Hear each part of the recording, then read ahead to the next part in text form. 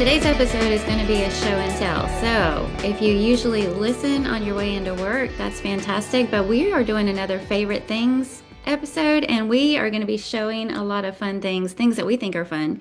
So, if you don't know, we also have a YouTube channel where we run these, and then you can see the items that we're showing. And it is Looking Up with Kathy and Carla over there on YouTube. We'd love for you to check that out also. My name is Kathy, and with me is Carla Moore. We're your hosts of this podcast, Looking Up, and our objective every week is to have a fun conversation, an encouraging conversation, one to make you feel good about life and the God that you serve. Thank you so much for joining us and tuning in. We hope that you will benefit from your time with us. Grab your favorite hot drink or cold drink and sit at the figurative table with us, if you will. Carla, how are you doing? I'm doing well. I wanted to just add what you said about following our whatever Facebook page. I got something this week when I uploaded the podcast to Spotify, and it says we have 1,030 followers. And then it said, remind your fans to follow you because average followers for shows like ours is more than 1,200. So we are behind in the follower department, apparently. But I think that just That's means Spotify, that though, right? yes, Spotify, but it helps the algorithm and all that kind of stuff. So if people wanted to find us on Spotify and Apple and YouTube, it would help keep the visibility. Not that we're trying to monetize. We always say all that stuff. But just to, if y'all don't mind, go follow us and help keep our algorithm going. What a way to start off, huh? Do us a favor. Like, follow, Like us. subscribe. Usually we end up with that. We're starting out with it, but I wanted to say it while I was thinking about it. Yeah, good thinking, good thinking. And while we're along those lines, this week on Thursday, the Dear Church podcast episode is going to feature us. We just recorded that interview with him. He always does it. He is like, they're really professional over there. We were laughing about the fact that when they sent the email with the link and all the information, it looks so professional, like they know what they're doing, but it was so fun. He was really good, a good host and made it comfortable. But we'd love for everybody to tune in to that, the Dear Church podcast. He's doing a great job. That's Chris McCurley. He's doing a great job, and he also has a YouTube channel and a Facebook page. So everybody check those out as well, and definitely tune in on Thursday and listen to our interview that he did of us. It's only 30 minutes. Yeah, He it's really a knows how to keep them short and sweet. and it felt like we covered a lot of ground. How do you do Yeah, I it? know. We told him, I mean, we just barely get started with 30 minutes, Getting but warmed up. That's yeah, right. people can always skip past the jibber jab if they don't want to listen. Jibber jab. What a great word. Yeah. I'm going to look for opportunities to use that word today. Hey, go for it. So, have you, I mean, we're recording early this week.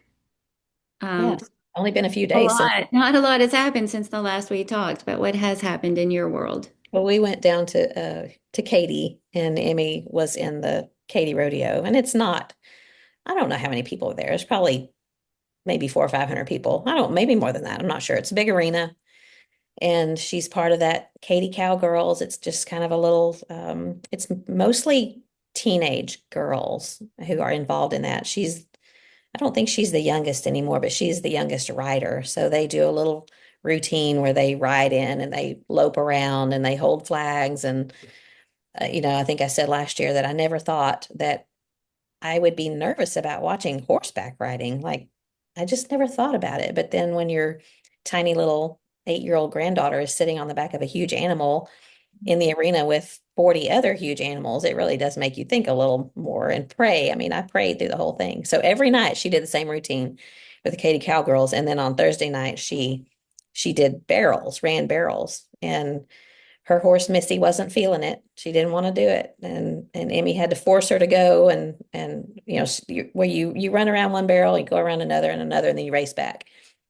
And Missy went and stopped and paused and kind of danced around, and then Emmy made her go around, and it was, she did fabulous for an 8-year-old on a big animal in front of however many hundreds of people. And I think probably Missy, your horse, was scared too because everyone was cheering really loud for her, this little girl.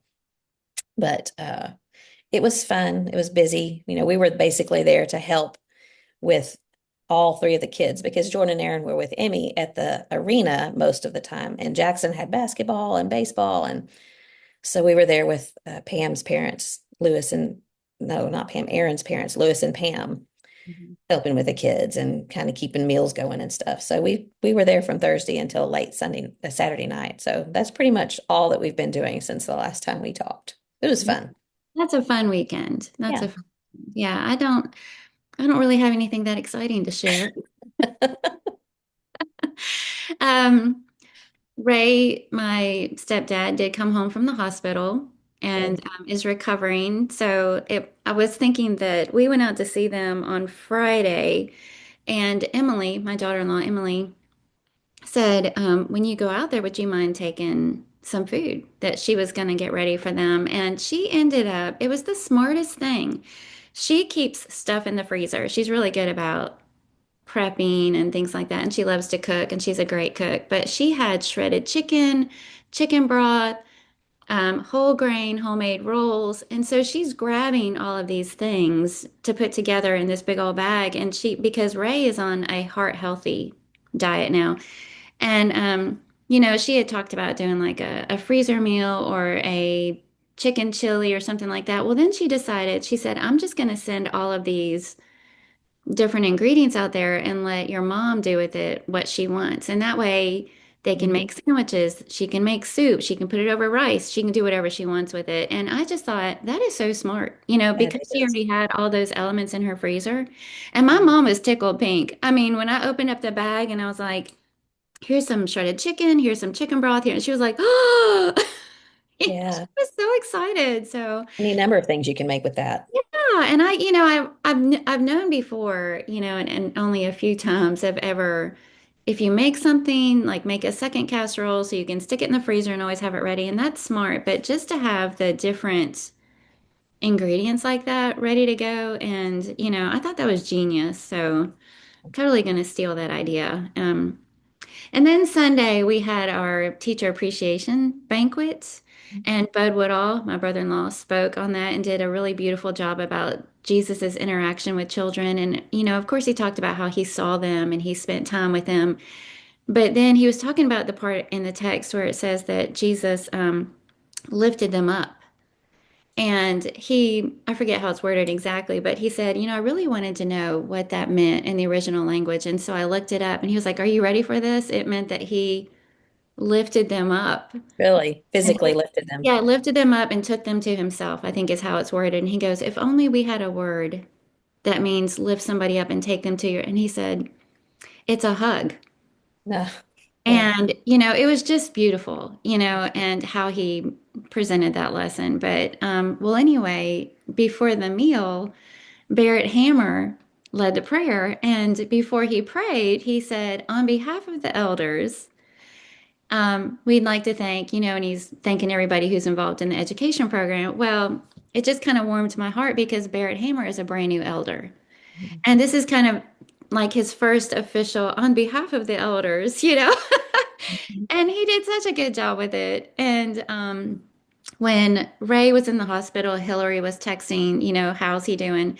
And I told Neil, what I appreciate about them is they didn't become elders and then all of a sudden they're doing all these things. They were Right. already doing all of these things.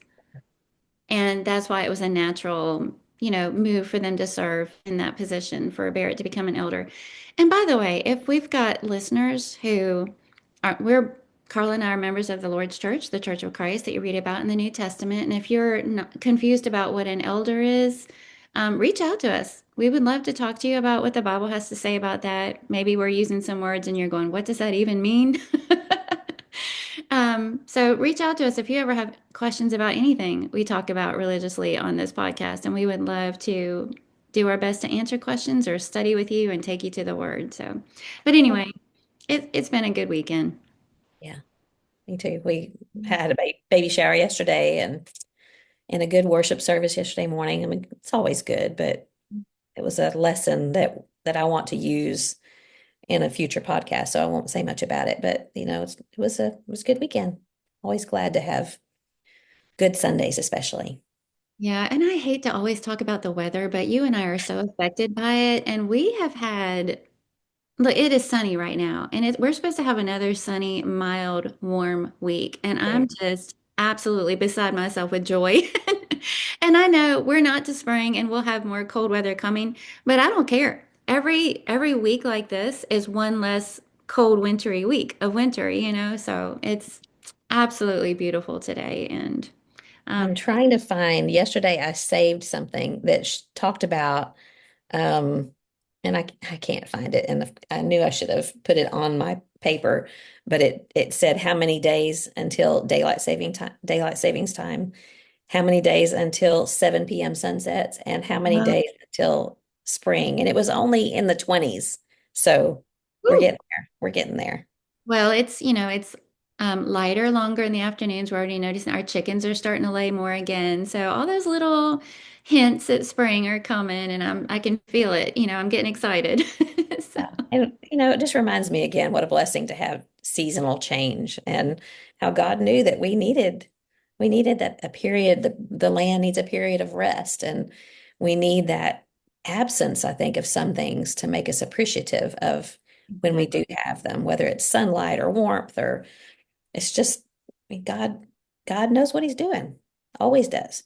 Amen. You are so right. Yeah, and as miserable and dreary and gray. Okay, wait, I should stop.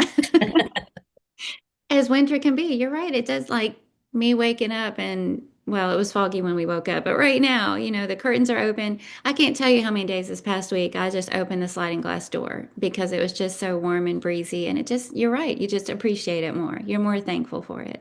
Yeah, I can take Good. mom outside on the patio and get her Oh, some vitamin D, that sunshine. So it's how's just she doing?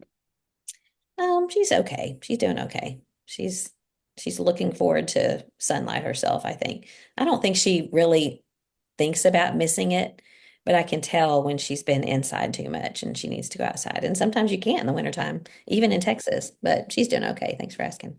Wanted to mention the tour that we have planned for October that we're looking forward to Israel and to Jordan. Neither of us have been to Jordan. John has been.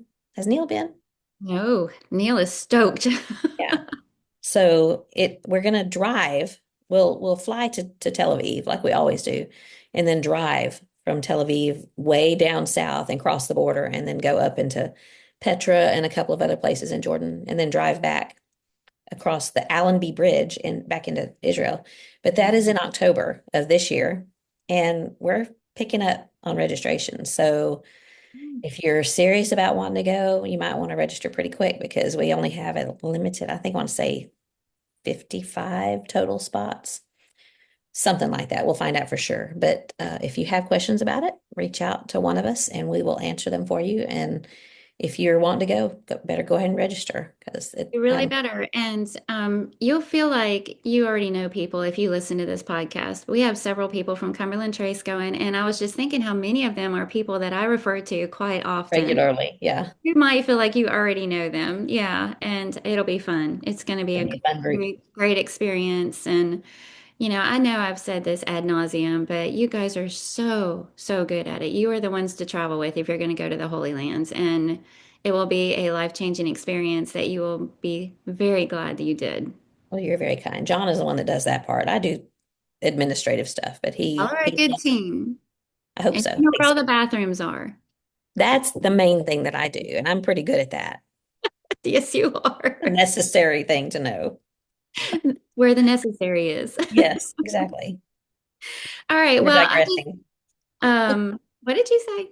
We're digressing. Yes, we are. Okay. I did want to share with everybody. I don't know how much of my clarinet you can see, but it came in my grandpa's clarinet and it is absolutely beautiful. And the day we picked it up, I pulled it. I had to buy new reeds, of course, and I started. If you're a woodwind player, you already know this, but if you're not, the reeds come with certain numbers, and the higher number you go, the kind of harder it is to play. So I started at like a two because it's been so long since I've played. But I pulled this thing out, and even though I'm out of practice and I don't have a strong embouchure right now, it sounded so good. This instrument did. I mean, it is a good quality. They did a great work. They repatted it, recorked it, straightened out some keys. They soaked the wood in oil.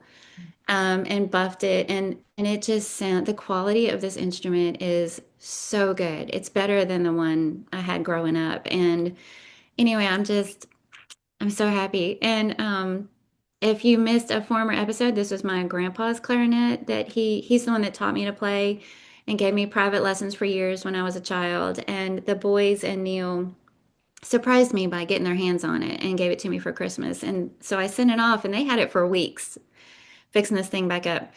The only bad thing that happened, the day they let me know it was ready, I got a call and they said that the glass mouthpiece, so there's a regular mouthpiece Oh no.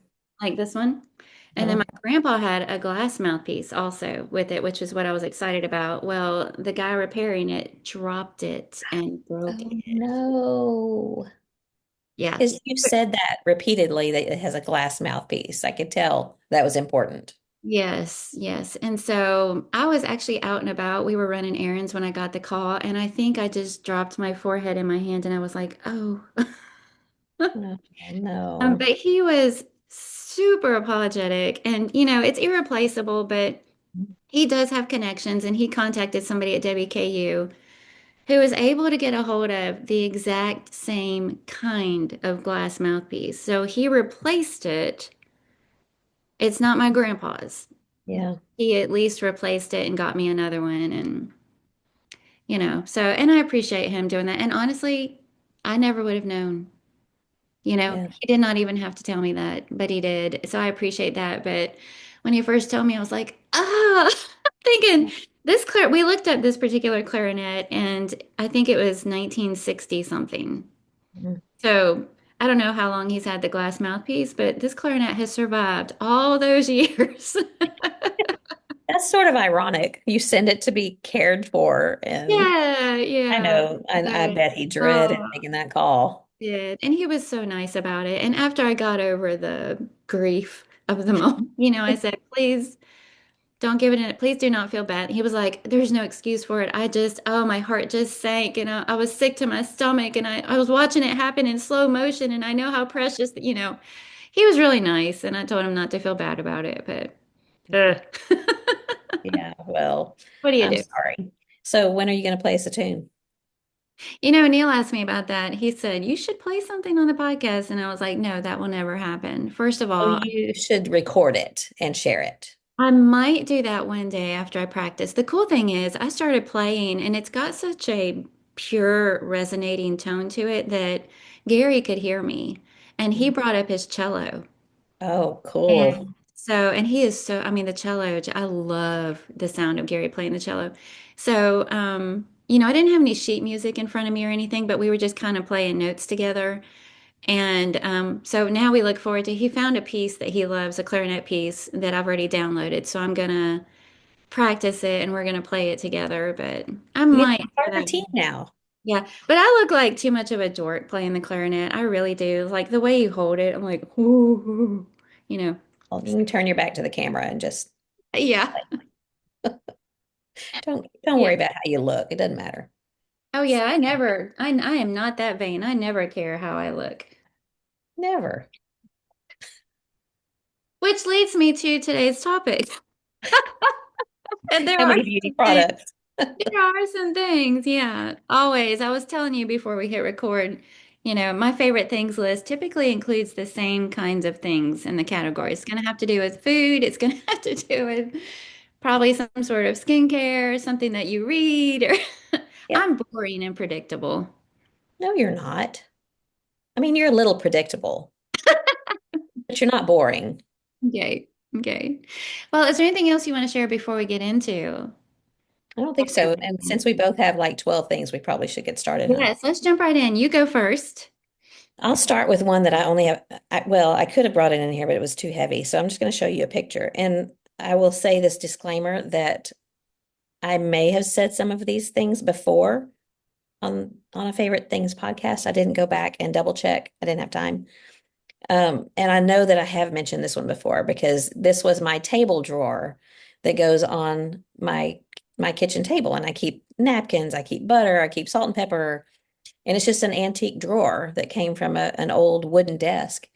And I had one for our table here and I had one on our table in Denver. So when we came back, I brought that one with me and it's a little bit bigger. So I put it in my pantry and I love the way it looks in my pantry.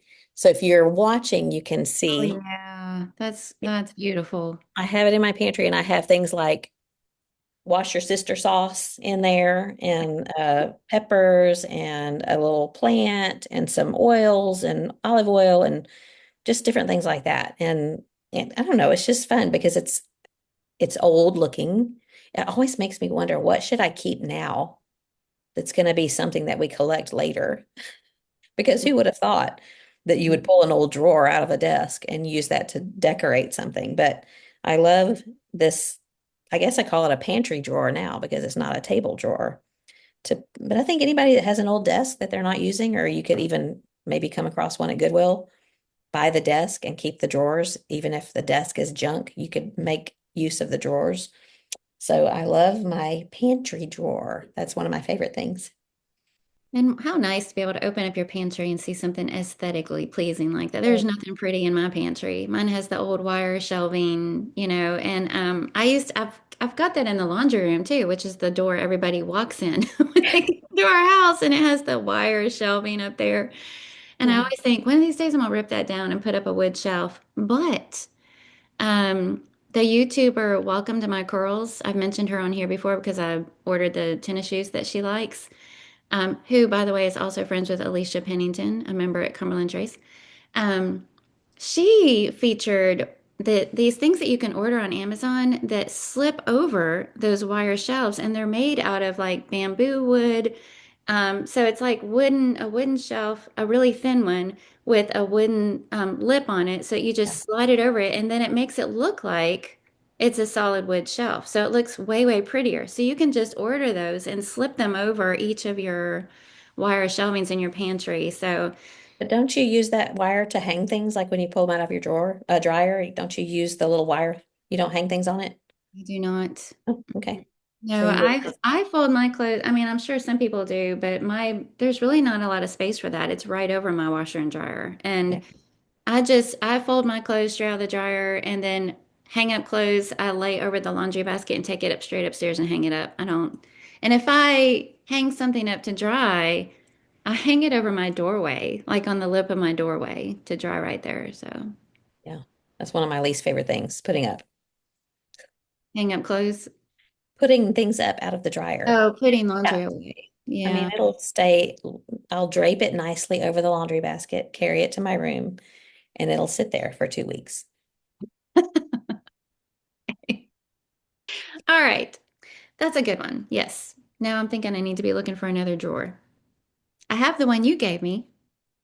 Yeah. Well, I probably can't make mine look as pretty as you do, but yes, you can. Yes, I you can't. can. I can't. You're so good at that. No. Okay, so my first one, I'm going with this one first because it's too big for me to bring in here. And I think I've mentioned it on the podcast already recently, but I just got a standing desk. And I'm telling you, I love it. Now I've had it for a couple of weeks and it makes all the difference in the world. I really do tell Neil almost every day how long I used it, and it's just I really didn't think I would like it. I couldn't imagine wanting to stand up to work on the laptop or whatever I was doing. But I feel so much better. And they say sitting is the new smoking as far as how bad it is for your health. And I Right. knew I was just sitting too much, with all the recording and editing and writing and things. I was just sitting way more than I used to, and I could feel it taking its toll.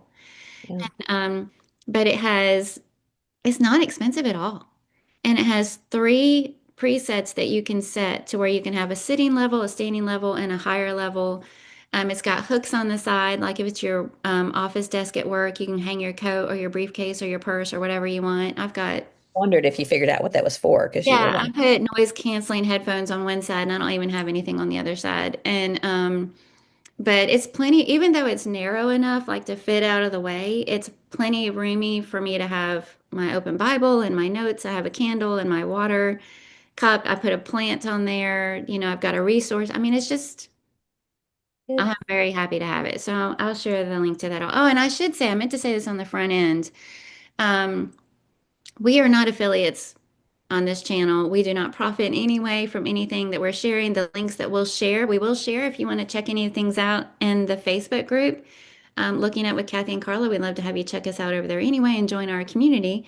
But we'll share links to these things if you want to check any of them out yourself. But we're not sharing affiliate links to any of these things. So it's just for fun. We're just sharing things that we love and actually use and think that you might love it and want to use it too. That's all this is about. So that was my first one. Good. I like it. Where does it, what preset did you choose? I use Kind all I use all three of them. You set it yourself. Oh, So that way you can sit down and program that level where it's most comfortable for you. You can stand up and then program it at the level that feels natural for you. And then I have a higher one if I'm ever doing like Zoom and I want it like right at eye mhm. level or recording or anything like. So you set it where it fits you. And then after that, all you gotta do is hit like number one, two, or three. Okay. So I keep a padded little stool, a nice wide padded bench, right slides right under the desk. And so if I ever do get tired of standing, I can just pull that thing out and sit down and do some, but I never do. Like I always think that I will and I never do. I just am happy. You write at the middle, like the middle one, so it's low enough that you can write. Yes. Okay. Yes. And sometimes if if I'm editing, there's some lull time because you're waiting, on the next thing to edit or whatever. And I'll sit there and I'll do like exercises and I keep free weights nearby and I'll just lift weights or I'll, jog in place or whatever, so I'm really loving it. Cool. Hmm. I'm thinking I might could use one of those here, like where I'm sitting right now. Yeah, well, Neil got one first. I probably said that when I mentioned it last time. Neil got one first for his office and loved it. And that's why he brought it up to me. And I was thinking, oh, no, I mean, I don't know, and he was like, let me just order you one. And I'm glad he did. Yeah, good to know. Okay, my second one is called a Kleena. It's something I found at a kitchen store in Fredericksburg, which is a little German town, and the name of the kitchen store was Der Küchenladen. Ah, I think it means the small you. kitchen, but I'm not sure. And it's here's the little tool. And what do you think you use this for? That looks like you're scraping your iron skillet of giblets. Yeah, well, that's close. Yeah, and then you could. So, now you can see here's the instruction sheet, and I don't want to show it too much because it's gross. I pulled it off of the instruction thing. I tossed it in the trash. And then I was like, okay, I know that there's a little hook in here. How do you get it out? So I had to dig it out of the trash. But it's two tools. It's got one end that has this little hook and one end that is a scraper. Okay. And it has a little self-sharpening thing inside. You just move it back and forth that sharpens the edge that you scrape with. Hmm. But this is for like your stove, if you have a Glass top. glass top stove. And I Mhm. know that like what I would always use is the little Pampered Chef scraper that I clean dishes with. But this is a little bit sharper. And that Pampered Chef one had a little bit of a thicker edge and wouldn't always get it. But this one is it's pretty narrow and sharp. But you can also use it to get the like a label off of a glass jar Hmm. and just things like that. But then this little part, Clean your teeth with. yeah, it's a toothpick. And, anyway, it it's a little hook edge. So if you've got areas on your stove that you need to clean out, I'm cleaning around my computer here now, or just little areas that you need to clean the edges of, this little doohickey does it. Hmm. And I have only had it for about a week now, and I really do like it. And it's compact. You can snap it back in there. It came with a little string that you can hang it up, but I think I'm just going to keep it in my drawer. But it's called a Cleana, a self-sharpening cleaning scraper. You can scrape, you can clean, you can sharpen it. It's a non-stick, safe cleaning tool with a built-in sharpener. It removes stickers, labels, baked on food, and hard to remove grime. So it's pretty neat. I like it. That's very handy. I definitely need one of those. Yeah. Yeah, I'm thinking that little hooky side. I just got a electric can opener. I haven't had one in years. Mhm. And I'm trying to keep on top of keeping it clean, where it actually opens the can lid. But you know how it has that little round thing with all those little grooves and that little gear? I bet that would be good for if you ever do get something stuck in there, cleaning that out. Yeah, there's all kinds of little that I can't think of right now, but there's all kinds of little things that I've come across before that I just need a little something. I'll pull out a toothpick or something, but this is stronger. I think it'll be much better for that. And this company, it's called Dream Farm. They have some really unique tools. They're not super cheap. This was $12. But so I've seen them at other kitchen stores, but it came with two. And I was with a friend, Tina, that day, and I gave her the other one. So there's two for 12. But sometimes I'll take a picture of something that I like and I'll go home and see if I can find it cheaper online. But Mhm. I had never seen one of these. I thought it was pretty neat. So That is that's my neat. number two. Okay. My number two is called, well, I actually don't know what it's called, but I call it a trivet tree. Can you? Fun. Yeah. Yeah. And so it's wooden, and Chelsea gave me and the other girls one of these for Christmas, and you just pull off each Mhm. level like this, and then it opens up into a Yeah. trivet. So you just Yeah. lay it on the counter under your pot or your casserole dish or whatever, and it is so cute. It's pretty. And Yeah. so I just leave it right here on my kitchen islands, like on my chopping block next to my mortar and pestle and all those things. And and so it's really pretty to have out, but then it's also practical and handy, and I love it. So I like that. yeah, I'll ask her for a link to it. But like I said, I don't know what it's technically called, but I call it a trivet tree because they're Yeah. trivets in the shape of a That's tree. sense. And then you don't have to go dig a hot pad out of your drawer Yeah. and then juggle while you're holding the hot pad. Anyway, that's a good idea. I like Yeah. it. Yeah. Okay, my next one is called a memory board, and I don't have it with me. It's at my mom's room, and I wanted to find the box. I could not find the box to show, but it kind of looks like an iPad, and it also looks like those frames like that you can send pictures to. So Mhm. your aunt lives in Atlanta. I had an aunt there, and we could send pictures to her, and it Mhm. would come across the frame. So this is very similar to that. And my mom does not have any dementia or Alzheimer's, but it's intended for patients who have that because you can send messages.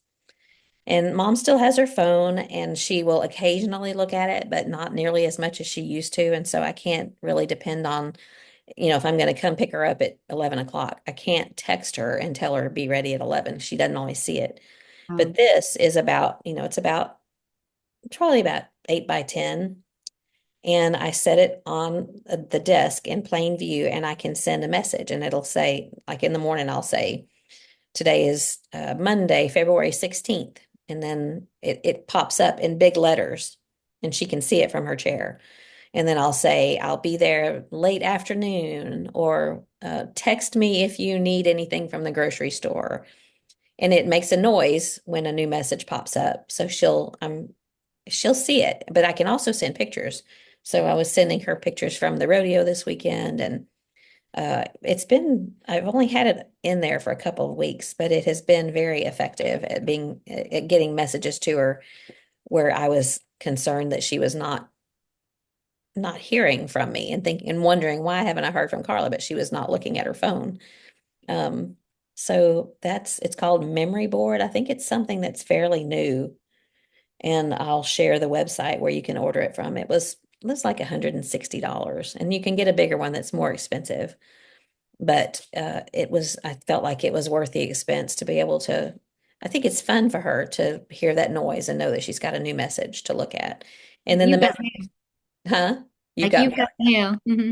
but it rotates the messages and pictures, and you can set it to where it turns off at night so it's not shining in her room. So I asked her what time did she want it to go off and what time she wanted it to come on. So I know every morning at 7:30 I can send her a good morning message. Uh, Oh, so it's a neat thing. I thought if anybody has someone that they're, a loved one that they're maybe caregiving for, or just if your parent lives in another city and you want to send them messages, it's a good way of doing that. Yeah, that's amazing. I feel like just the thoughtfulness of it and the peace of mind, I think that one, I think that item wins the best of everything that we're going to share today. So, Well, there's another benefit too that I thought of is that when the staff comes in, bringing her lunch or just giving her medicine, whatever, they can see that I'm sending her messages and they know. I just think it's a great facility, but it's a facility and they don't love her like I do. And I just like for them to know that, reminder, yeah, we're coming, we're going to be there, we're there a lot, pay and attention. you better take care of my mom. So, Sure. Yeah, that's yeah, good. A memory board. you're on board. Is that what you No, said? I was saying the name of it is a memory Yeah, board. yeah, that's it. Memory board. I like it. Okay, so my next one is a couple of books. These were Hiram Kemp recommendations, and one of Of them course. I've already pretty much, if he mentions a book in a sermon, or this one he actually sent me the links to, he was telling me about them, then you know they're going to be good reads. He's a fierce reader. In the Hands of a Fiercely Tender God. The author is Colleen Chao. Chow. CH Chow Chow. Co. I don't Chow. know. Um, and then the other one is by the same author, On Our Way Home. Ah, She is battling stage 4 cancer, but her ability to write and her perspective is amazing. And the way Hiram described the reason he recommended her to me is because he said, I know you like Elizabeth Elliot, and she puts me in the mind of a modern day Elizabeth Elliot in her writing style. And so I ordered this one. And then when he said, well, she actually has another one out that I'm liking even better. So then I haven't even got to this one yet, but I know it'll be good. But I was reading it when I first started reading it. I took it in the car with me so I could just read it while Neil was, running in to go to the bank or whatever, and I'd be sitting out there. And it was so good that when Neil got back in the car, I was like, listen to this, and I started reading it. And then I stopped reading and I kept, I was reading the next chapter to myself, and he goes, can you keep reading that out loud? And I ended up reading, I don't know, 4 or 5 chapters just while we were running around town because it was so good. And sometimes I'd have to stop because I'd think, oh, I mean, it's just, and let me just put this disclaimer, I don't know what her doctrinal stance is. I think this is a very inspirational, encouraging read. As anytime we endorse a book here does not mean that we're endorsing any kind of religious doctrine that a particular author might believe, so if you have any questions, line it up with the truth of God's word, spit out any bones if you need to. So that's a disclaimer out there. But these are both beautiful, very well written, very encouraging. In fact, when I started reading this one, I already told Neil I want to order like 6 copies. And anytime somebody's going through a difficult time, send it to them yeah, because it's that good. It's that good. And it's an easy, short read, So, good. I will mhm. definitely get those. In the Hands of a Fiercely Tender God and On Our Way Home. And her Yes. first name is Colleen. Yes. Colleen. And the last name is Chao. Okay. Chao. They're both Okay. on Amazon. Sounds good. Hmm. All right, my next one. You've seen these. We've talked about them on here. Hmm. These are the Apologetics Press uh, trading cards. They are, I don't, that's not what they call them. I should have looked that up, but I call them trading cards because our grandkids trade them all the time.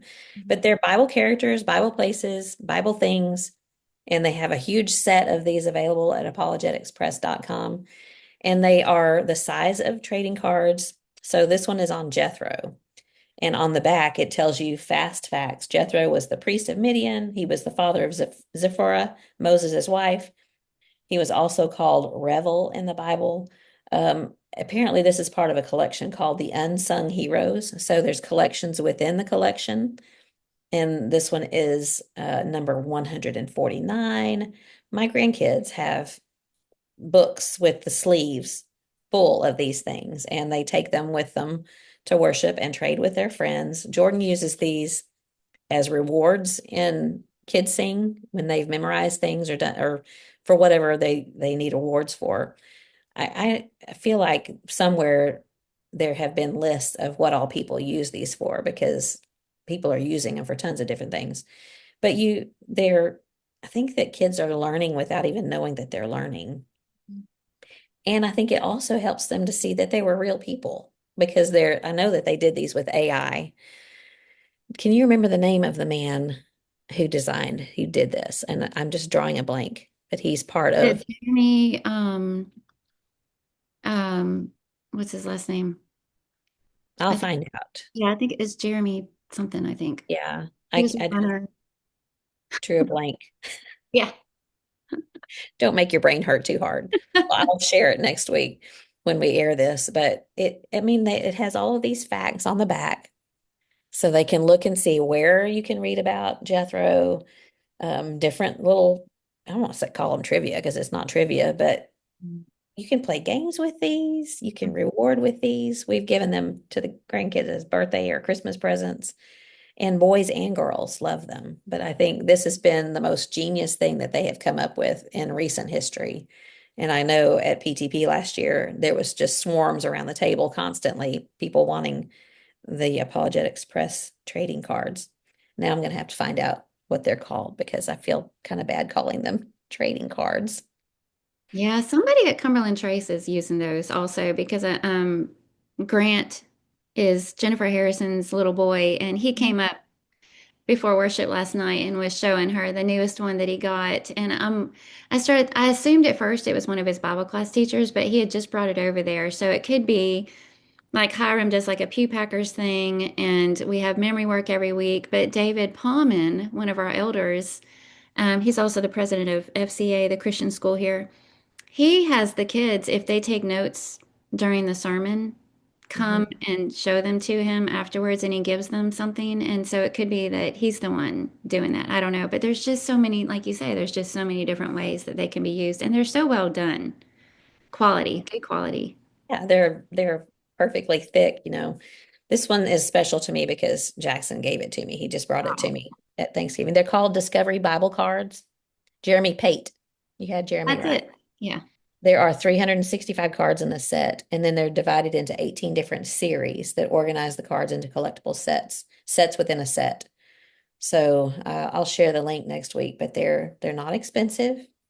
You know, and you consider that you can break them up and divvy them up. They come in single packs, so they come in a 5-pack box. Oh no, it's not a single card, but a single pack of cards. But anyway, I'll share details next week. Discovery trading cards, Discovery Bible cards from Apologetics Press. Perfect for your kids and grandkids and, tuck them into the Easter basket and the Yeah, stocking and all kinds of occasions. So, good mhm. idea. Yeah, they're great. All right. So, my next one is a girly thing. And I'm pretty sure I've had a conversation on here before about how I don't really like to have my nails done because I'm constantly using my hands, especially in the summer. They get all dirty and chipped up, and and then it starts driving me crazy. If there's a teeny tiny little chip or whatever, I can't stand it. And so it's not worth it to me to do my nails, and I don't want to pay to have them done. And I don't care for fake nails. So Yeah. for the longest time here in recent times, I haven't had anything on my fingernails or my toenails. I've just kind of buffed them and kept them clean and natural. Well, my dear husband, he never says anything, like he doesn't really care what I do with my hair or anything like that. Um, Sort of hinted around that he kind of missed me painting my nails. And so I just did some research on, okay, I still don't want to go pay to have it done. So I did some research and I started looking into the best polish if you're going to do it yourself at home. And one of the top contenders on everything I looked at was this brand Essie. I'm sure you've heard of them before, but it's their particular Essie gel couture or something. I forget what it's called, but it's Essie gel something. But it's a two-step. You do the polish first, and then you follow it up with this gel top coat. Now, they're Mhm. not gel nails in that you have to use something special to get the polish off. You don't. You can take it off with regular nail polish remover. But it's got on the website, it's got information on how to get the best polish to make it last longer, including rubbing alcohol over your nails first, and that kind of thing. Put two really thin layers of the color, but let them dry completely. between coats and then put a thin layer of the top coat on. So the first time I tried it, it actually did last for 2 weeks. Wow. Yeah. And so now I've started collecting more colors, and I have some in my wish list, and my sister gave me some, and so I've already got my little collection going. But so this is my new favorite polish. If you like polish and you're gonna wear it and you're gonna do it yourself, Essie, and it's the one they're twisted. So they have regular polish that's in a regular jar, and then these twisted ones. So get the Yeah. twisted ones. And then the top coat, they have like three different kinds. This is a regular clear one. They also have a matte one, and then they have like a sparkly one or a pearly one, so there's different types of top coats too. Cool. Hmm. I don't do my fingernails for the same reason you said, Yeah. but I've only done gel on my toenails one time, and I didn't really realize what that meant, as far as the longevity. And I mean, the way it grows out, it's like it just moves with your toenail. Of course, like any polish does, but there's this very defined part below that needs polish on it. So, okay, I'm gonna have to go back and get this fixed. Yeah, Okay. for me it's like I said, I don't like the fact that it typically chips and then it looks bad and then it takes time to do your nails, and I don't want to spend time doing my nails. But I will say, first of all, it makes Neil happy, so that makes it worth it. But secondly, I do notice that when I actually do go, I hardly ever did my fingernails anyway. I typically always had my toenails done, but this is way TMI, and I'm sorry. But I do notice that when I do have them done, I feel good. I feel a little more put together and so that is a thing. But for the longest time I've always noticed like all my friends and everybody around me at church has really pretty nails. And then there's me with my little short, stubby, no polish nails. Yeah. I don't ever notice. I guess that's one of the things. My hands are in water too much, but you say that it holds up underwater, huh? Yeah, it has. Yeah. Okay. Hmm. Well, good to know. Maybe I'll try it. I don't know. Maybe. Okay, my next one is Melaleuca oil by the brand Melaleuca. And I'm sure that there are plenty of tea tree, it's a tea tree oil. But I really, really, really, really like this one. I've used it for years and it lasts forever because it's an oil. You don't need much of it. There's also from the same company, Melagel, and it's Melaleuca gel. It's an antiseptic, and it's just a something that you rub on your finger and rub on whatever it is that bothers you. But I like the smell of it. Some people don't like the smell of Melaleuca oil, but I like this one in particular because um, I used to put this, one of my boys was very susceptible to staph infections. And it seems like you either get those or you don't. Like there must be something in the body that you're naturally resistant to it or you're not. And he always in the gym, which gyms are gross, but he was an athlete, so he was always in the gym and there was always somebody with a staph infection. And you remember, I haven't heard as much about it lately, but for a while it was pretty serious. If you got a staph infection, it could really develop into something serious. But there was one in particular I remember when he was in high school that we were watching it. I drew a circle around a particular spot on his arm that looked suspicious. And then when it started to grow, I realized I need to do something about it. And I had this and I thought, I'm just going to try it on there. And I put this on that, whereas before it would have developed into a full-blown staph infection and it stopped it. And that was early on in his high school career. And so every time it started looking like he was heading that direction, I would put a little bit of this on there and it would handle it. Now, you obviously have to keep things clean and all that kind of stuff, but I have used it for different things that we don't have to go into all of the all of our business, but if you have a zit and wherever and it feels like it hurts, I will just put a little bit of this on there. Mhm. um it's just, I think it's a very pure grade. Melaleuca is a good brand. The brand that you use is what again? Say it. Oh, Revive. And I'm sure Revive has a tea tree oil, and I'm sure it does the exact same thing, but I figure for me I keep this on hand just because I know it works and it works on different things and will prevent infection. And I'm sure there's other uses that I don't know about, and people can share that with me. But the oil and the Melagel are two things that I always keep in my medicine chest. Yeah, how about when you share that one in the Facebook group, you can list out a few ways that you use it, and then maybe other people can comment under Yeah, there how they use it. And that way we can all learn some new ways to use it. yeah, good idea. Those smells that the first time I smelled it, I was a little put off. It's very strong. It is, but now I love it. But I feel the same way about a lot of essential oils. I felt that way about frankincense. The first time I smelled it, I was like, hmm. And now I love it. I even put a drop in my nightly moisturizer, for my Yeah. skin. I love When the we way. were in Colorado and it was super dry at night in the wintertime, I would put a little bit on a Q-tip and put it inside my nose just to kind of add some moisturizer and keep things moving, you know. Anyway, I better stop there. Okay. All right. My next one is a cinnamon.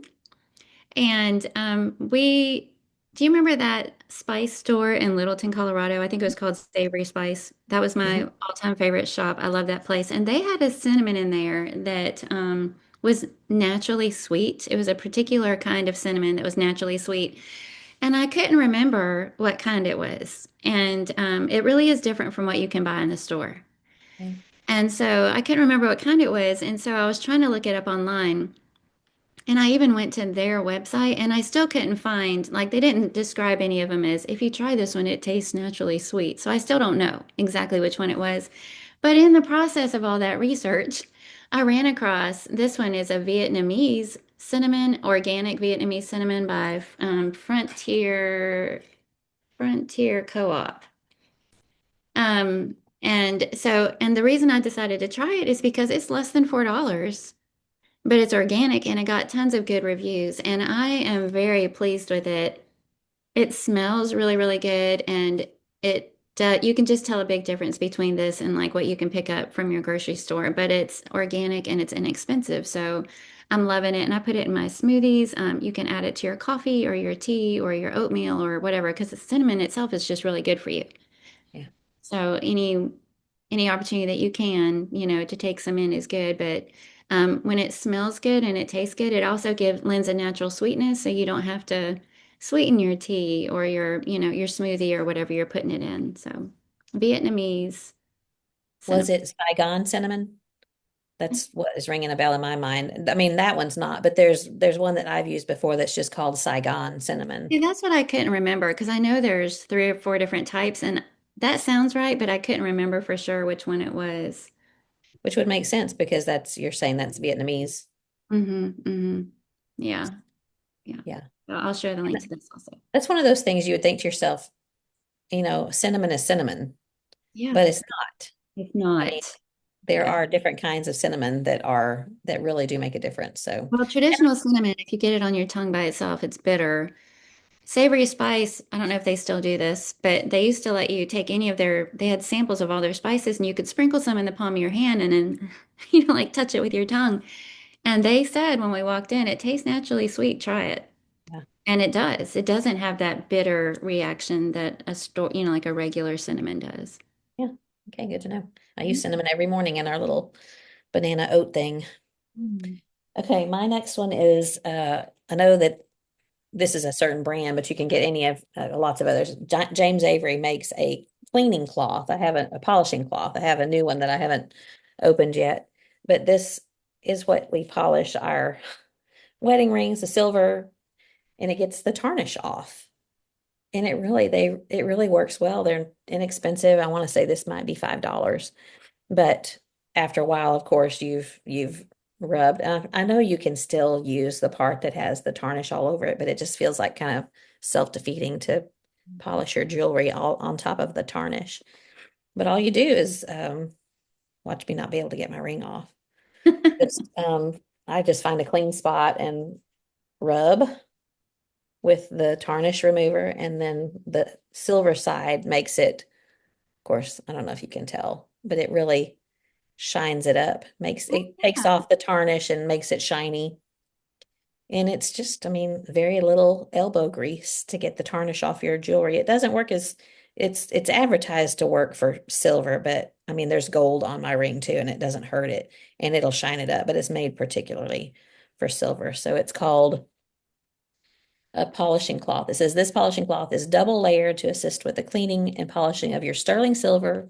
Oh, it says 14 karat gold, 18 karat gold, bronze, copper, stainless steel, brass, palladium, and platinum jewelry. It Wow. says you're supposed to store it in a sealed plastic bag, follow directions, blah, blah. You remember that jewelry store we went to in Jerusalem where you tried on Hmm. the and Mm. he did we both bought something in there and didn't he give us both a little, yeah, Cleaning didn't he give cloth. us both a little polishing cloth You did. that he like he tore it into? And it's the same thing this one is just a little bit more fancy because it's got the outside that you can kind of wipe the tarnish off once you've wiped it. But anyway, I like my polishing cloth from James Avery. Yeah, that's handy. You're saying a lot of practical things. I already know Neil will be not thrilled. Sorry, Neil. It's That's inexpensive. okay. So my next one is kind of more of an idea. I mean, it's not my idea, but make your own massage oil.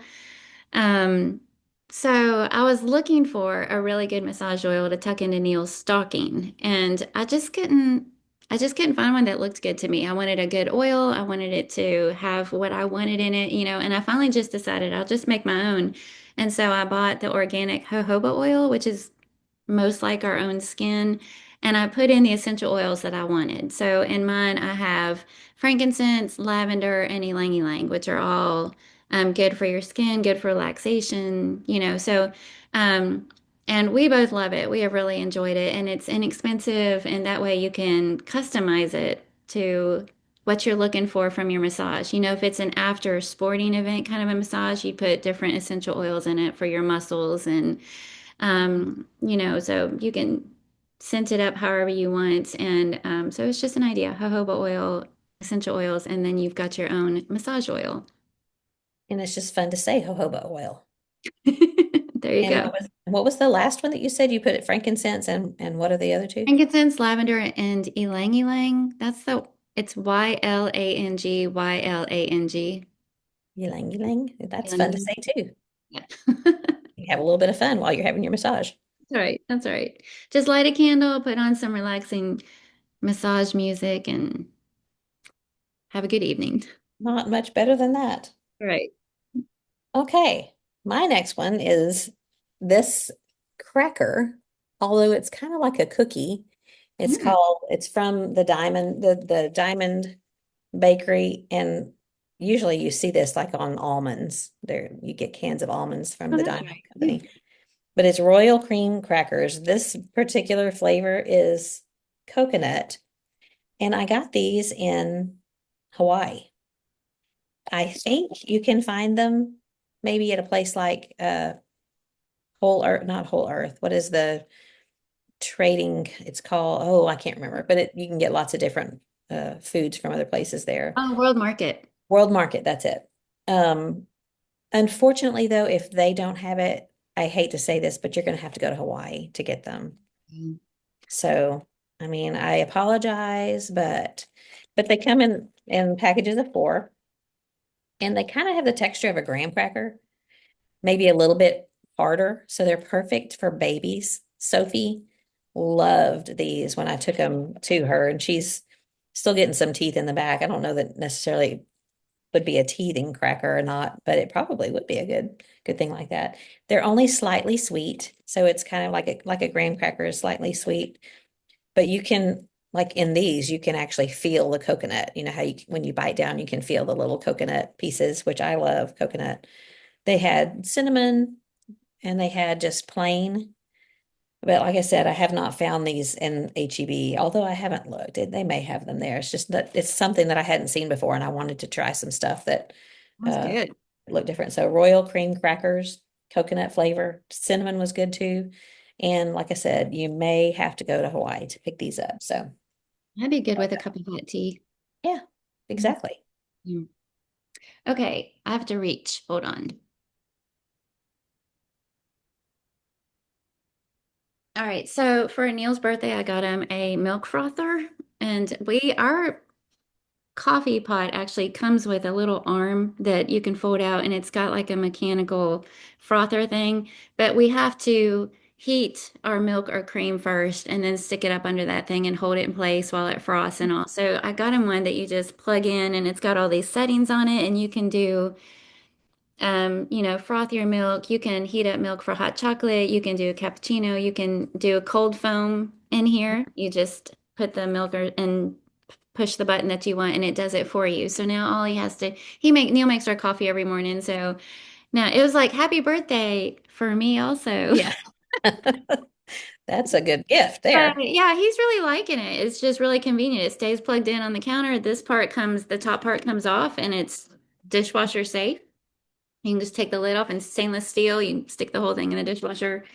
But just pour your milk or cream or whatever you want, and touch the button, and it heats it and froths it for you, and just pour it out on top of your coffee. So we're both really enjoying the milk frother. Does he make little designs for you? He has not done that. Well, come on, Neil. What he likes to do is see how tall up he can get it in the mug. Like some people do that with their vanilla ice cream cones. He kind of does that with my froth, and sometimes it's really big peaks. In fact, I thought about you yesterday because he brought it and he said something about it looked like meringue, and I said calf slobber because you're the one that I've heard call meringue calf slobber, and it was just Yeah, like yeah. rounded up like one of your really tall meringue pies. Mhm. Yeah, that's what my dad would always call it. hmm That's a good one. All right, next one is Aveeno. This is baby calming comfort lotion, but it doesn't have to be this scent or anything, although I like it. I have found this to be the best lotion for wintertime. And I think the reason I like it so much is because you can still feel it. Like if you put it on after you shower, if you shower at night, put it on your legs, arms, whatever, and you can still feel it on there in the morning.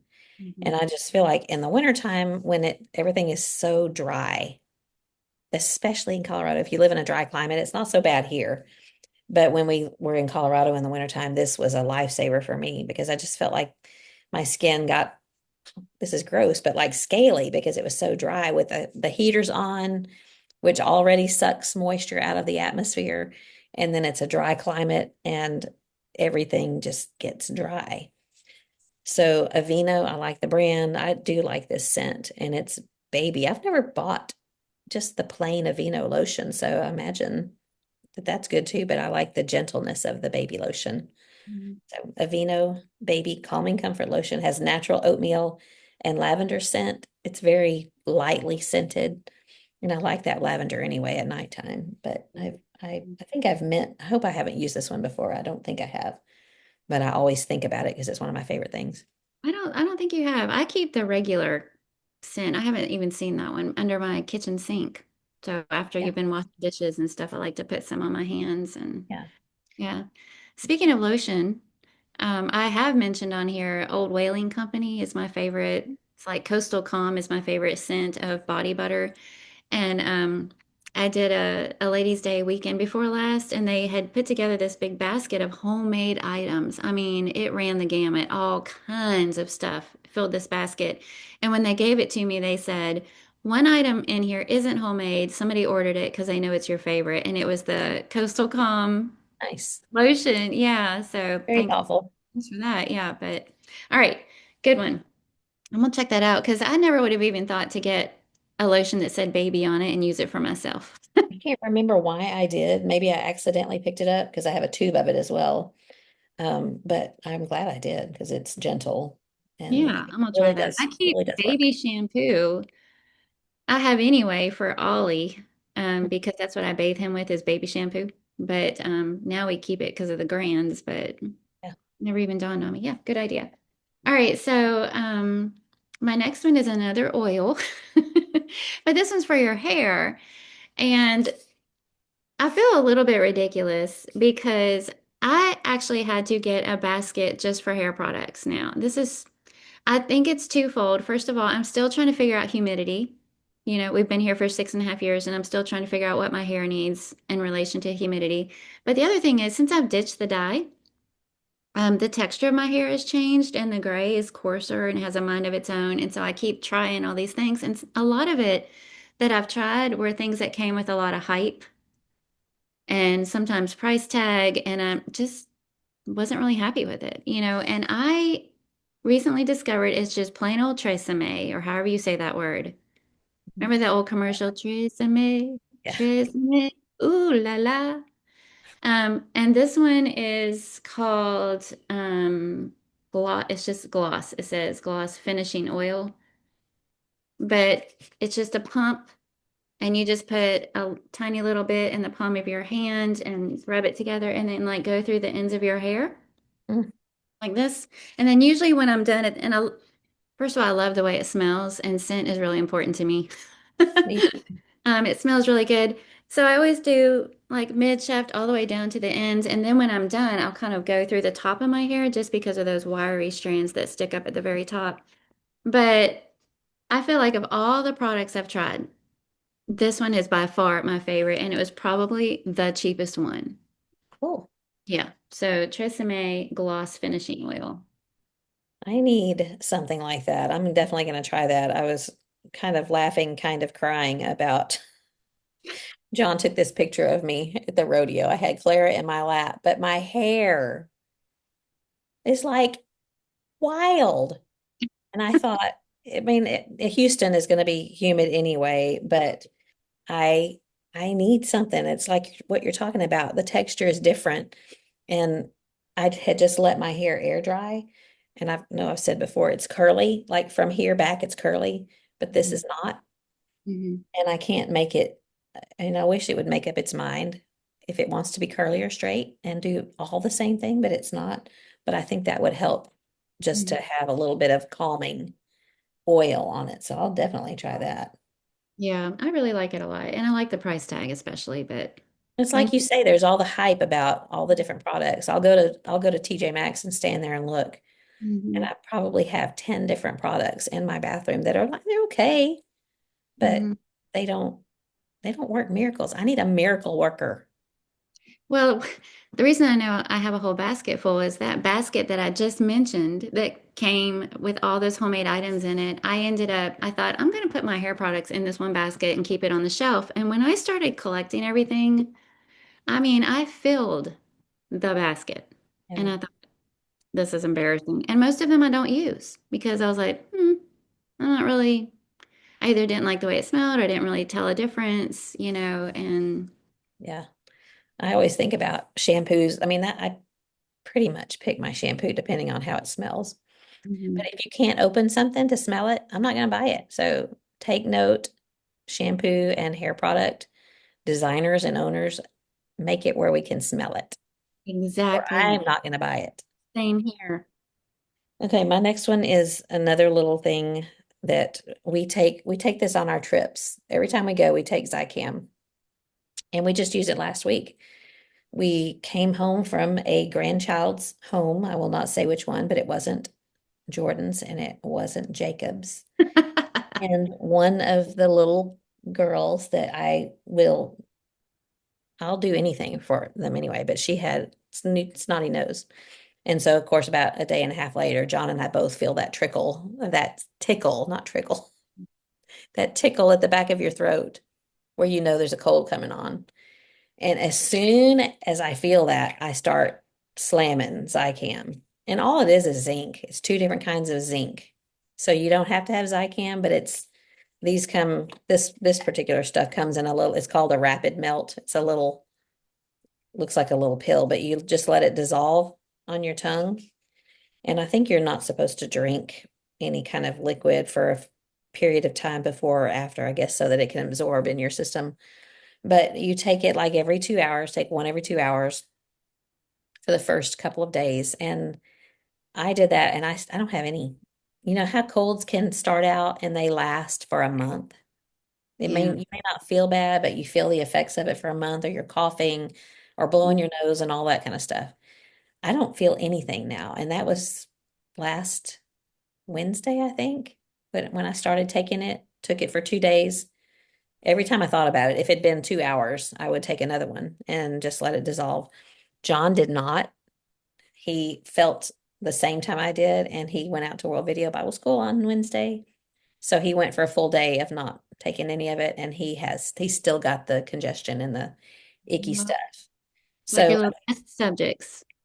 yeah, I mean, the main thing is to, as soon as you feel it, you're supposed to take it. And it's what it advertises shortening. It says it shortens a cold, and it really does. And so each of us take a bottle of this on any trip we go on because there's nothing worse than feeling bad while you're away from home. Oh, I know. And Mhm. we've used it just about every time. I mean, it's good for you anyway. Zinc is always good for you. I think a lot of people take it on a daily basis.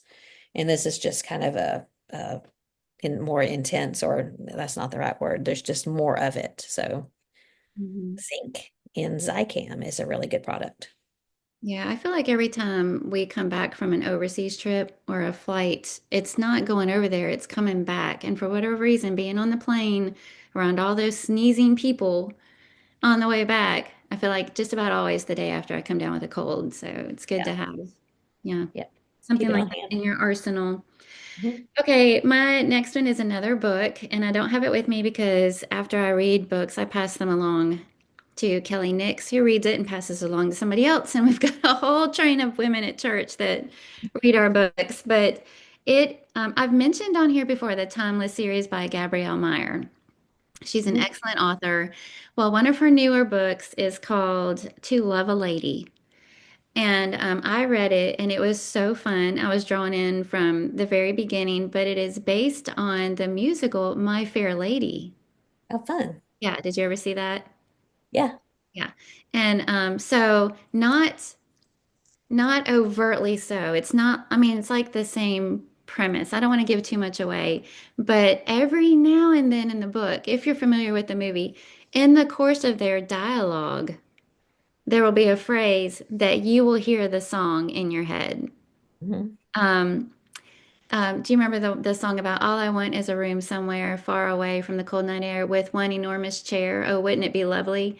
So in one Mhm. part she says, I just think it'd be lovely to have my own room with one enormous chair. You know, like so every now and then she gives a little nod to a musical, to one of the songs from the musical, but it is so Fun. good. It is so good. And I've read it, Caitlin King has read it, Kelly's read it, we all loved it. So To Love a Lady by Gabrielle Meyer. That is the next on my list to read is the Timeless series. Oh, I haven't gotten there yet, but I'm heading there. you'll love it. Good. Okay, Mm, my next one is these are not really the ones, but they're under cabinet lights. Do you have under cabinet lights? I do not. I didn't, I always wanted them and didn't, it was like, I would like to have that, but I didn't do anything about it. Martha Bluen, I think, is the first person that I noticed, she would go in and turn them on under cabinets. And they have made a world of difference in my kitchen. The reason I say these are not the ones, these are rechargeable. You just plug them in. I have these in my pantry on under one of the shelves in my pantry, but you have to turn them on.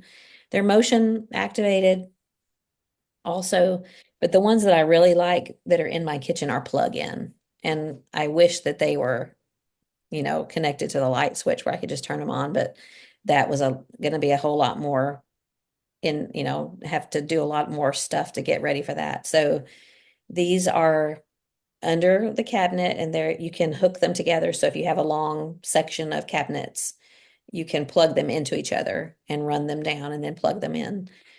Um, I think the reason why I like them so much is because like in the morning when I go in there to fix my coffee, I can just turn those on and it's not quite so starkly bright.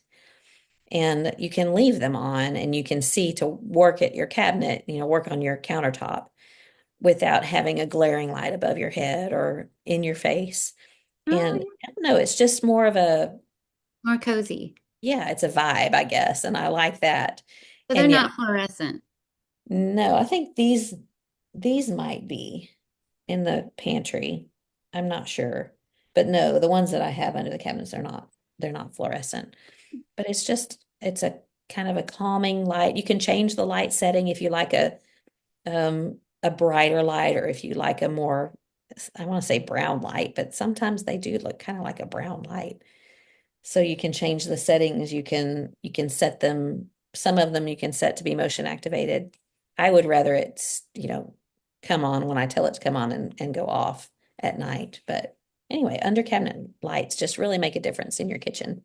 Ah, yeah, that's a great idea. I can I see think that. it would, Yeah. even your cabinet behind you would be kind of fun. You could hide them under there Hmm. and have a little bit of light that would come down, and it's a pretty accent.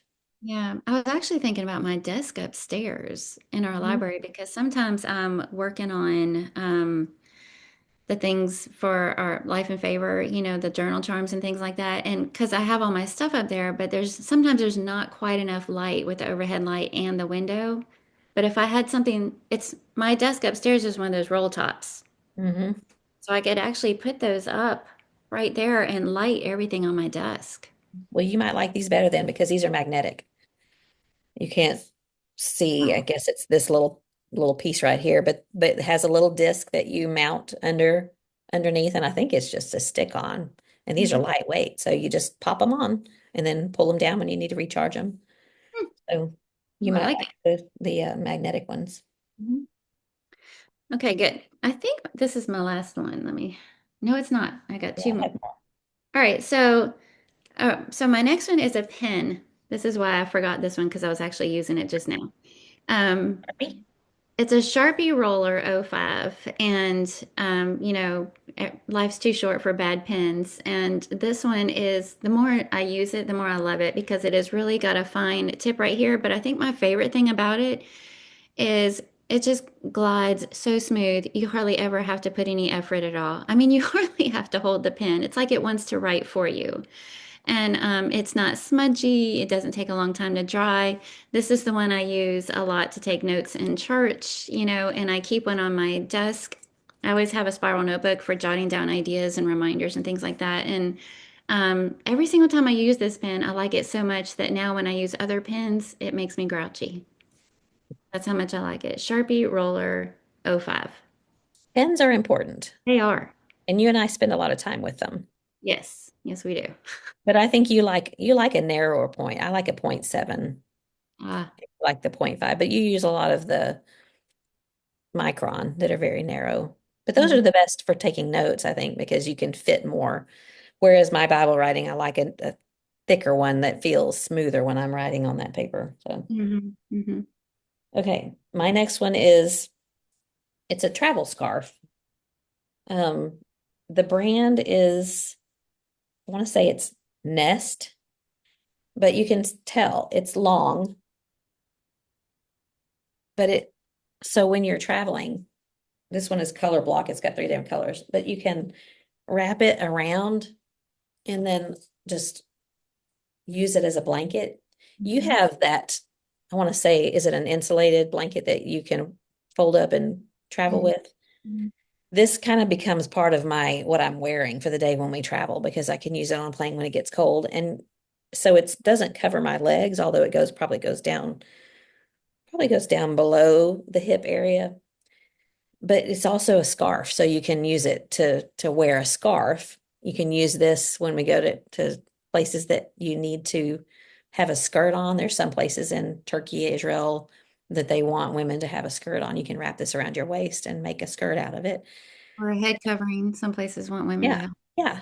We use this in some of the mosques in Turkey for that. And so it's like a blanket weight, a very lightweight blanket, so it keeps you warm.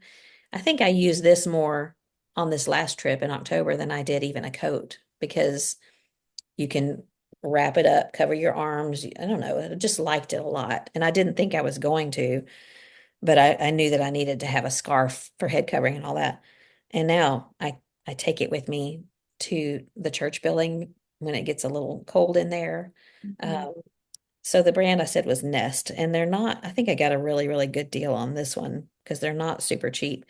But I think you could go anywhere, Walmart, Target, Amazon, and do a search for a travel scarf because it's going to be longer. It's just going to be a different shape than a normal scarf. It's going to cover more area. And I have really, really liked it. I used it a ton on our last trip. And so I'm planning on taking it probably from now on. Yeah, I like the looks of that one. And I like the fact I got a travel scarf that's a little bit bigger and wider, and it's kind of a creamy gold kind of color.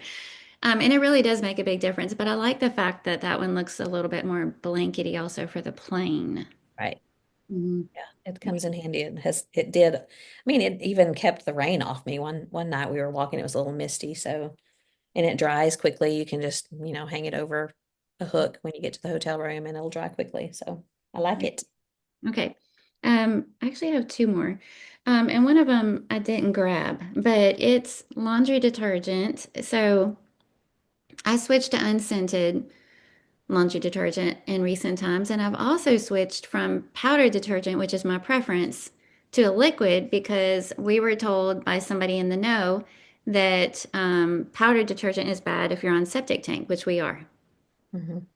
And but I had always preferred powdered detergent. Well, Emily found out, she did a little digging into it, and she found out that it's not just any powdered detergent, it's most commercial powdered detergents that have certain ingredients in them that are bad for your septic tank. So if you make your own, it's not. And she shared a recipe for laundry detergent that has Epsom salts, baking soda, washing soda, sea salt, and then essential oils. And it's really, really easy. And you just put it in like your mason jar, and then each load only requires 1 to 2 tablespoons, depending on how big your load is. So it's non-toxic. It's a powder detergent, which I appreciate, and it's not bad for your septic system. And then you can scent it however you want with Hmm. whatever essential oils you want to put in there. And did you say the Really brand easy. of Huh? what did you say a brand of what you're using? I don't think I heard. No, it's just basic ingredients like Epsom, like you put it together yourself. And it's Oh, okay. basic ingredients that you probably already have in your household somewhere, like really simple kitchen laundry staple type ingredients. And so I've made laundry detergent before that was much more labor intensive. It involved like shaving a bar of soap and it was this big liquidy gloppy mess. I just didn't like it at all. And this one is just a really easy powder mix that you can put in a jar and leave it in your laundry room and then use a little scoop. And so anyway, Okay. yep.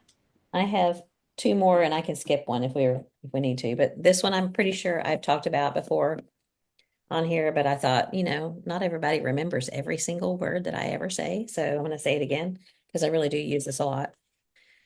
Except part of it must still be in my drawer. It's an egg cooker, and the most important part is missing, but it is a little tray that sits down on this, and it's got holes in the bottom that you balance eggs on. And you can do, I think, seven at a time. 1, 2, 3, 4, 5, 6, 6 or 7. And you prick the egg with there's a sharp point on this little doohickey here. Mhm. And you set the egg in there. I know you know how to do this, but then you fill it with water according to how many eggs you have in there and pour it in the bottom of the tray. Turn it on, and it steams your eggs rather than boiling them, although it has the same effect as boiling. I want to say it takes like, I don't know, 7 or 8 minutes that you can do all these eggs in this little thing. And then you just immediately put your eggs into an ice bath for a couple of minutes, and then the peel slides right off every time. And I use a lot of boiled eggs for deviled eggs or just because I like boiled eggs. I put them on salads, different things like that. But I never did like boiling them in water. It just took forever and I would forget about it and it would sit there. And then the longer the egg sits in the shell, for some reason, it makes it harder to peel. So this thing just makes it quick and easy. Like if I think to myself, I want a salad for lunch and I want an egg sliced on top of it, I can do it within 10 minutes. I have it. Whereas before you have to boil it for 12 minutes and then blah, blah, blah. So an egg cooker, you have to clean it. Like I always have to clean it with baking soda and maybe a little bit of vinegar because for whatever reason, it starts becoming more ineffective if you don't keep it good and clean. So my little egg cooker is a favorite. Very nice. And is any part of it dishwasher safe? I mean, you could probably, I know you could put the little tray, and I'll share a picture of it. You could put the little tray in the dishwasher in this, but of course you're not going to this is the electronic part. It's got a cord on it, so you wouldn't put that in the dishwasher. Hmm. Yes, very nice. Very Yeah. nice. And especially if you're on Weight Watchers, that's 0 points. Yes, yes, which is very important. All right, my last one is this is a lip balm. And what drew me to it at first, I actually saw it in my Pinterest feed, is the design of it because it uses a Greek balsam oil. I don't even know if I'm saying that word right. It's that balsam. Another Awesome. word for it is St. John's wort, wort, which I guess people don't think sounds as nice. But and so there's all different kinds, and they all have some sort of blue and white lid with the really pretty designs on them. They all have different designs on them. This one is some kind of natural rose, so it gives like a light tint when you put it on. But that balsam oil, or however you say it, is really good for your skin. It's supposed to be healing and nourishing. And so, but they have all different kinds. I want to say they have like 5 or 6 different types. You can get untinted, you can get some with shea butter, you can get some that feel more minty. So they have all different kinds. But I was really initially drawn to it because I liked the way it looked. Cute. Yeah.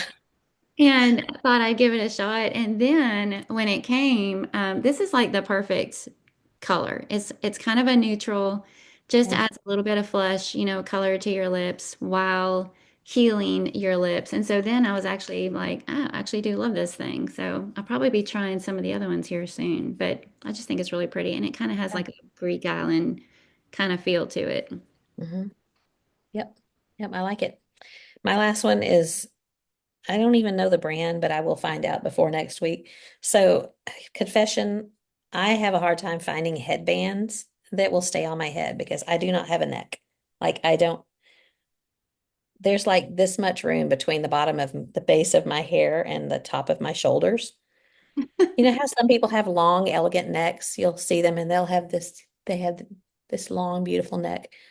And I don't. And so because of that, like if I tried to use a headband that was the kind that slips over your head, like a stretchy one, as soon as I lift my head, it pops off the back of my head because there's just no room for it back there. And then there's a lot of headbands that are super uncomfortable. They get tight and I get a headache right here. So, but I have this hair that falls forward and it's in my face a lot. So it's just a very, very simple. I'm going to use the lighter one so you can see better. It's just a very simple headband and it's got a kind of a non-stick, but it fits my head and it's comfortable. I never get a headache and it doesn't pop off when I lift my head.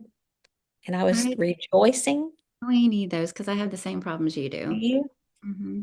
And I pretty much wear these all the time now because it just when I put my head forward, my hair doesn't fall on my face.